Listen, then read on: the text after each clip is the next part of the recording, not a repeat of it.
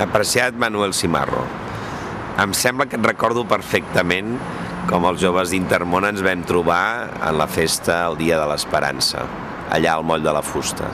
I em sembla que allà vam intercanviar algunes opinions.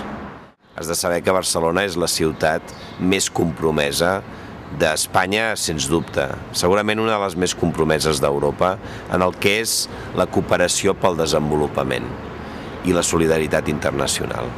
I allà hem expressat que estem treballant conjuntament amb totes les ONGs de Barcelona en una política que vam acordar i que és ambiciosa. Mira, nosaltres dediquem l'1% dels ingressos municipals a la cooperació i aquest és un compromís que seguirem desenvolupant els propers anys. I a més, acordem amb les entitats que no només els ajudem un any, sinó que inclús acordem plans plurianuals per poder desenvolupar integralment projectes de cooperació. Però Barcelona fa molt més que ajudar a les ONGs a tirar endavant els seus projectes. També és veritat que el propi Ajuntament fa molta cooperació en molts municipis de Centroamèrica, de Sud-amèrica i també de tot l'àmbit del Mediterrani. Començarem a fer cooperació directa entre Barcelona i ciutats de l'Àfrica subsahariana. Aquest serà un pas endavant.